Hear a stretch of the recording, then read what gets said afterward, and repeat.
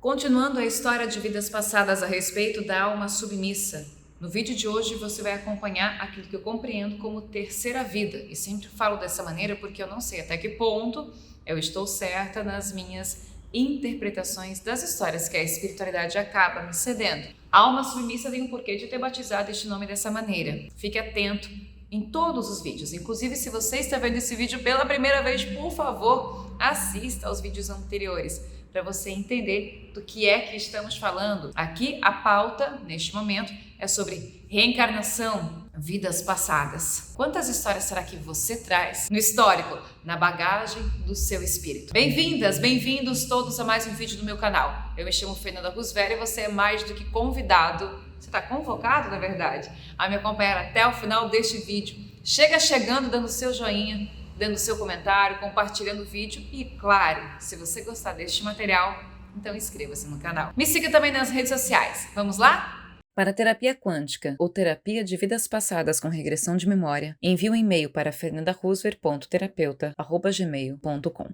Até o presente momento, a alma submissa para mim vem na figura de homem. Primeira vida, no Egito, homem, soldado, abaixo das ordens ali de um general que ela reencontra nesta atual vida. A segunda vida também está no Egito, é uma época um tanto quanto importante na história da humanidade, biblicamente falando, apesar de ele não ver, dessa alma, não ver a figura de Moisés, ele está vivendo mais ou menos nessa mesma época. E agora nós vamos para aquilo que eu entendo, como eu disse antes, terceira vida, continuamos no território africano. Lembrando que o Egito é numa ponta, agora esse espírito vai reencarnar na outra ponta. E em termos de tempo, ainda estamos antes de Cristo. Ou seja, como eu costumo falar, trata-se de uma alma antiga. Lembrando a todos vocês que eu tenho um vídeo explicando isso aqui no canal, mas eu compreendo uma maneira de eu organizar as minhas ideias. A alma antiga é toda aquela que já está na Terra, vendo, em experiências terrenas, antes de Cristo. Depois de Cristo, para mim, são almas novas. Obviamente, temos almas recentes, pós-idade média para cá, digamos assim, mais ou menos o meu caso.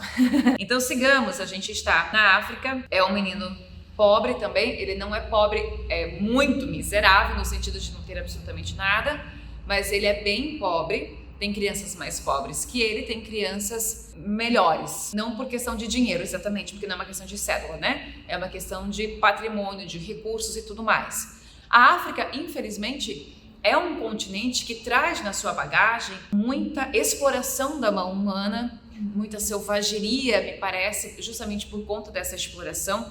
E até mesmo o próprio ser humano, se ele não tem educação, se ele não tem acesso à comida, se ele não tem acesso, enfim, a tudo que pode desenvolver a sua intelectualidade, ele acaba ficando mais selvagem em qualquer lugar deste mundo e em qualquer época. E neste momento nós temos mais ou menos esse retrato. Só que é o seguinte, estou aqui enfatizando, estamos numa época antes de Cristo. Então ela vive, essa alma, numa aldeia, digamos assim, numa região que não é civilizada ainda.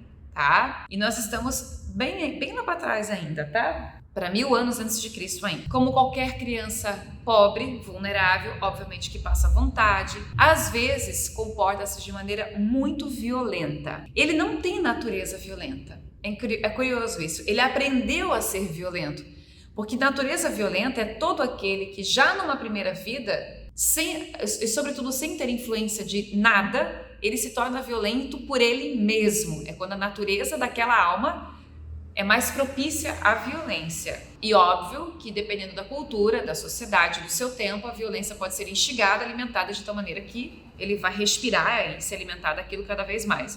Mas a alma submissa não tem isso. Ela sabia fazer porque foi ensinada. E traz, obviamente, isso no seu histórico.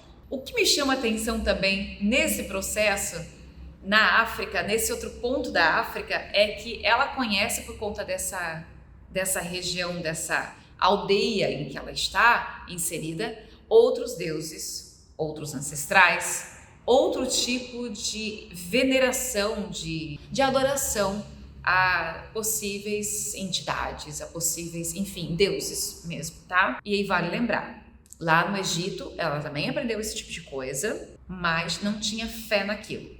Aí ouviu falar de um único Deus. Isso mexeu um pouco. Aqui, nesta vida, ela escuta falar Porque quando eu digo ela escuta falar, eu tô falando da alma, tá? Não tô falando da consciência humana, eu tô falando do espírito que carrega suas próprias informações. Isso coloca essa pessoa em mais descrença ainda. Porque quando o espírito, ele vive em tudo quanto é canto do globo, reencarna em várias épocas e em várias culturas. E cada cultura vai ter uma maneira, vai ter um processo de compreender a existência humana, a existência de Deus e etc. Isso cada um com a sua cabeça. Uns não vão nem acreditar também, como é comum. Só que isso bagunça muito o intelecto do espírito. Se vocês me acompanham aqui há algum tempo, sabem que eu costumo falar com frequência que existe a inteligência do homem, as ferramentas que propiciam a nossa inteligência, o nosso desenvolvimento intelectual na Terra, como estudantes, como pesquisadores, como, enfim, profissionais de determinadas áreas, de todas as áreas, né? Mas existe a inteligência do espírito e nem sempre isso é tratado pelos centros espíritas, muito menos por outras religiões, por aquilo que eu conheço, óbvio. E isso me chama atenção porque eu conheço essa pessoa hoje. Vocês vão entender isso lá pra frente, que eu preciso fazer a linha do tempo pra essa alma, tá? Olha que curioso, olha como o espírito fica bagunçado. É quase como se ele começasse a entrar numa espécie de descrença até mesmo. Uma vez, o espírito, né? Uma vez me disseram que existia isso, depois me disseram que existia aquilo. Agora me disseram que existe outra coisa. Quer saber? Não existe nada. Então começa a ter um processo quase que de descrença. Mas é porque o espírito, por si só, não sente. Ele está subordinado às culturas da Terra. Porque o espírito, para evoluir no sentido da fé e da sabedoria, da luz, ele precisa sentir por si só, independente do que qualquer outra pessoa fale. O sentido da fé, inclusive, é esse. Tem gente que tem gente que não tem paciência. Tem gente que tem uma espécie de fé. Fé de verdade. É difícil ver. Sigamos. Não era um menino com muito medo. Isso é curioso nessa vida, porque me parece que existe nessa fase desta alma um processo de recuperação, um início de uma recuperação. E por que esse início de recuperação? Justamente porque você pode fazer todo o mal que você quiser, por si só, ou amando como é o caso da alma submissa. Você pode fazer o que você quiser. Quanto mais você errar nesse sentido, ou pecar, se quiser usar essa palavra, que para mim procede, quanto mais você insistir neste caminho, então você angaria para si cada vez mais escuridão. Quando porventura você começa a sofrer, começa a passar dificuldades e a vida começa a doer, é o momento que o espírito tem a chance de se perguntar. O espírito, neste caso, começa a sofrer porque começa a passar necessidades. Antes tinha todas as coisas.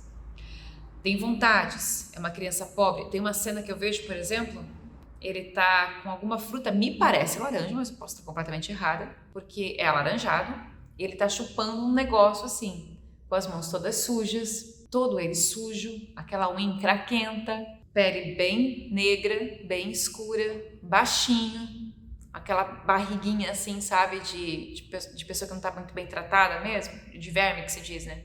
Mais ou menos assim, pequenininho, e vejo ele num ambiente realmente mais avermelhado, me parece. É curioso, porque hoje é uma pessoa que não suporta sujeira, gente, ela tem assim, tique, como é que se diz?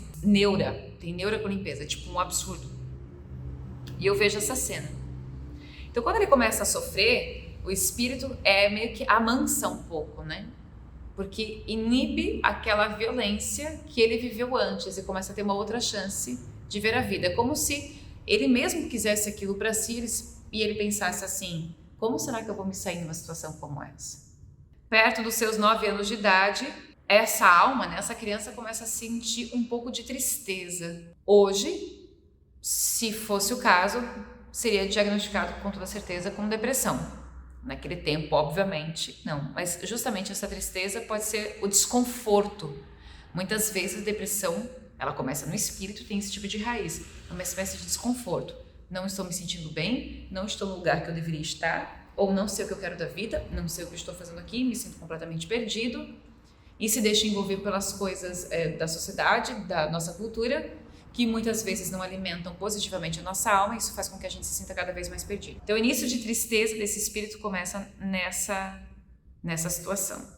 Foi ensinado a obedecer para atividades de campo, de terra, assim, né, enfim, e também dentro de casa, da casa, digamos, daquilo que ele podia, obedecia com uma certa tranquilidade, mas chegou um momento da vida que é justamente a partir dos 9 anos ele começa a pensar, mas eu não quero fazer isso, não quero fazer aquilo. E cada vez que ele se negava a fazer alguma coisa que algum dos seus familiares, assim, pais, pediam para ele, então era aí que ele apanhava. E ele começou a apanhar muito, essa criança apanhou muito no corpo. Nem apanhar, era espancamento mesmo. Trata-se de uma vida curta, acaba desenvolvendo uma doença ainda na fase da adolescência e vem a desencarnar por conta desta doença, que não se sabe o que é. Estamos antes de Cristo, esse espírito então desencarna, ele vai passar um período mais longo na erraticidade. A princípio é o que eu vejo. A partir das próximas vidas, então, já vai nascer como mulher. E vai buscar de alguma maneira um resgate, vai buscar um sentido em sua existência. Acredito hoje que já encontrou bastante desse sentido, porque tem muito a ver com a questão espiritual, com a questão da religião. Para encerrar esse vídeo, eu vou deixar uma curiosidade para vocês. Vocês que assistiram aos vídeos da Laura, que foi o primeiro caso de vidas passadas que eu trouxe aqui para o YouTube, vão se lembrar que a Laura, em uma determinada vida, chamou-se Isabel, viveu em Portugal, foi para um convento logo cedo, assim que a sua mãe desencarna. A sua mãe, se eu não me engano, chamava-se Teresa de Albuquerque, ou Teresa Albuquerque. Não sei se tem o D ali ou não. Era Isabel Albuquerque. E essa personagem da história, entre aspas, personagem, mas essa pessoa, a mãe da Isabel, curiosamente, é a alma submissa. É justamente a alma submissa, essa mesma alma que eu tô trazendo para vocês já conhecem nesse episódio das vidas de Laura, quando ela foi Isabel, tinha uma mãe chamada Teresa. Teresa é a alma submissa. Enfim, me encerro por aqui, lembrando a todos vocês, quem quiser fazer terapia comigo, terapia quântica avançada, ou terapia de vidas passadas, online, incluindo o processo de regressão de memória a vidas passadas, que eu tenho feito, tem sido um grande sucesso para mim, sabe? Tá fazendo bem para as pessoas, eu ter conseguido achar esse caminho para desenvolvê-los e trazer algumas respostas, algumas limpezas internas, sou muito feliz. Manda um e-mail para maiores informações para fernandahusser.terapeuta@gmail.com. Minha gratidão a todos vocês. Um beijo enorme na sua alma. Fiquem com Deus. Até o próximo vídeo.